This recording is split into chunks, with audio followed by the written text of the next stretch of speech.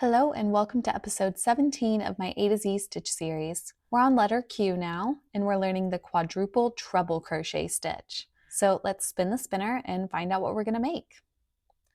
And it's a scrunchie. That's exactly what I was hoping we'd make. So you'll need your yarn of choice, the recommended hook size for your yarn, a hair tie, scissors, tapestry needle, and an optional stitch marker.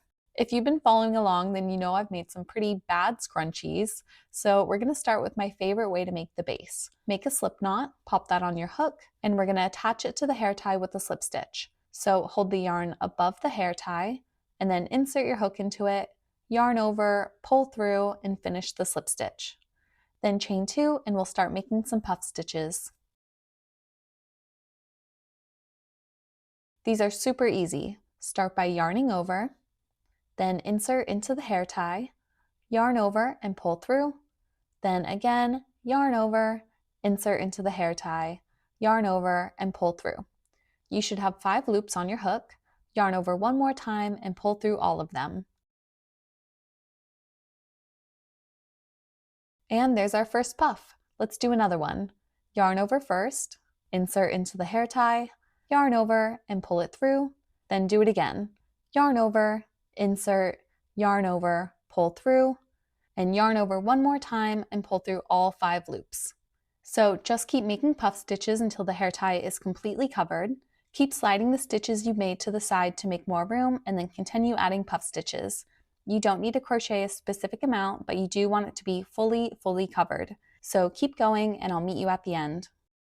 So here's how mine looks now. When you're ready, slip stitch to the first puff stitch to finish the round. Now we need to do some chaining to reach the correct height. So chain 6 and then we'll learn the quadruple treble stitch. If you made a double crochet or a treble crochet, then it's the same idea, but we're going to begin by yarning over 5 times, which looks like wrapping it around your hook 5 times. Then insert into the very first stitch, yarn over and pull it through. Now yarn over and pull through 2 loops. Yarn over and pull through 2 loops, yarn over and pull through 2. Now do it 3 more times. You're going to do that a total of 6 times for a quadruple treble. We're going to make 2 more into the same stitch so that we achieve a beautiful, full, ruffly look. So yarn over 5 times, reinsert your hook, yarn over and pull through. Now yarn over and pull through 2 stitches 6 times.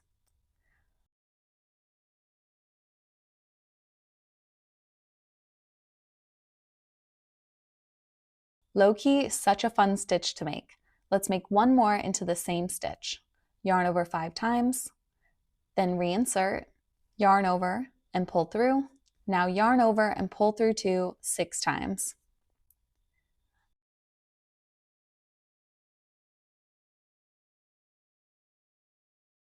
Great job, everybody. That's all we're going to do for the rest of the scrunchie. Continue working 3 quadruple trebles into each stitch all the way around, and I'll meet you at the end to finish it up. So here it is. Literally such a stunning scrunchie. I'm shocked. Once you're finished, we're going to slip stitch to the very first quadruple treble, then chain 1 and cut the yarn. Don't worry about leaving a super long tail for this. So now I'm just going to weave in these 2 ends while we talk about thoughts and ideas for this stitch. Let's start with easiness. If you've made a treble crochet, then this should be a walk in the park. I think it was a super easy stitch that anyone would be able to pick up, and honestly, really fun to make. My only complaint is that my wrist started to hurt from such a super repetitive motion, but let's talk about cuteness now. It kind of depends on personal preference. I wouldn't say that this is cute, but I don't think it's not cute. It's a pretty basic stitch, just super tall. I think the funness of it definitely adds to the cuteness of it though. So will I retire or reuse it? Probably reuse. If I find or think of a project that suits it, then I would totally use it again. So what are some good projects for it? I think that this scrunchie is a 10 out of 10.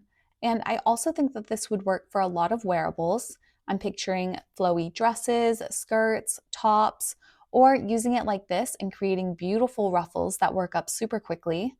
I also think that this could work for a super quick to make, very lightweight, airy blanket or throw. I could see this being used for a table runner or something similar, maybe a scarf. It's such a long stitch that it creates pretty large gaps, so it won't work for a lot of things, but there's definitely a place for it in the crochet world. But that was it for this episode. Thank you so much for watching, whether you've been following along for the whole series or just joined for this one. I appreciate it so much. If you want to help support my channel, then a like and a comment goes a long way, and don't forget to subscribe. I'll be posting more stitch tutorials multiple times a week until the end of the year, so don't miss out. But thanks again, and as always, happy crocheting and stay lucky. Bye!